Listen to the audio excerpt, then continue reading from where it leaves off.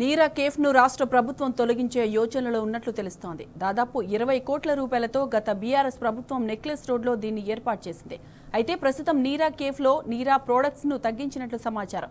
కనీసం మెయింటెనెన్స్ కూడా చేయకపోవడంతో నీరా కేఫ్ ఆదరణ పడిపోయింది.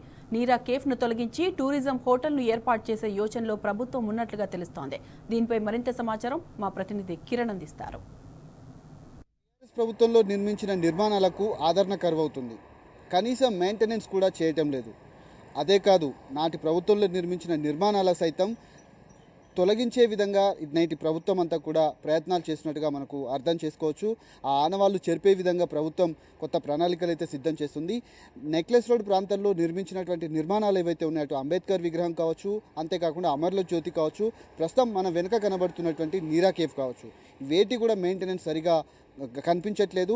అంతేకాకుండా పూర్తి స్థాయిలో ఈ నీరా కేఫ్ను తొలగించేందుకు రాష్ట్ర ప్రభుత్వం సన్నాహాలు చేస్తున్నట్టుగా ఇటు మనకు విశ్వసనీయ సమాచారం అయితే అందుతోంది. ప్రధానంగా ఈ నీరా కేఫ్కు సంబంధించి గత ప్రభుత్వం 20 కోట్లతో గౌడన్నలకు వారికి ఆత్మాభిమానం కల్పించే విధంగా ఈ నీరా కేఫ్ను నిర్మించడం జరిగింది. నీరా సురాపానీయాన్ని కూడా పూర్తి స్థాయిలో ఇక్కడ అందుబాటులో ఉంచినటువంటి పరిస్థితులు అయితే కనబడుతున్నాయి. కనీసం మెయింటెనెన్స్ లేకపోవడం కావచ్చు, దీన్ని అంతటినీ కూడా హోటల్గా ఏర్పాటు చేసేటువంటి ప్రయత్నాలు జరుగుతున్నట్టుగా మనకైతే అర్థమవుతుంది. ప్రస్తుతం అయితే హుస్సేన్ సాగర్ పక్కనే ఉన్నటువంటి కొన్ని చెట్లను కూడా పూర్తి స్థాయిలో తొలగించారు. ఇక్కడ చాలా వరకు ఫుడ్ కోర్టులు కూడా వెలిసినటువంటి దృశ్యాలు అయితే మనకు కనిపిస్తూ ఉన్నాయి. పూర్తి స్థాయిలో ఏదైతే నీరా కేఫ్కు సంబంధించినటువంటి అంశంలో తాటి చెట్ల నుంచి వచ్చేటువంటి సురాపానీయాన్ని దీన్ని దానికోసం ఏర్పాటు చేయడం జరిగింది. చాలా ఆరోగ్యకరమైనటువంటి ప్రయోజనాలు ఉంటాయంటూ కూడా చాలా వరకు గతంలో ప్రభుత్వం దీన్ని నిర్మించారు. దాదాపు 20 కోట్లతో దీన్ని నిర్మించినటువంటి నేపథ్యంలో పూర్తిగా నీరా కేఫ్కు సంబంధించినటువంటి అంశాల్లో ఇటు పివి మార్గ్లో ఏర్పాటు చేసడం జరిగింది. ఆనాటి ప్రభుత్వం ఎవరైతే గౌడ కులస్తులకు ఆత్మగౌరవం కల్పించే విధంగా దీన్ని ఏర్పాటు చేసినటువంటి పరిస్థితులు అయితే కనబడతా ఉన్నాయి.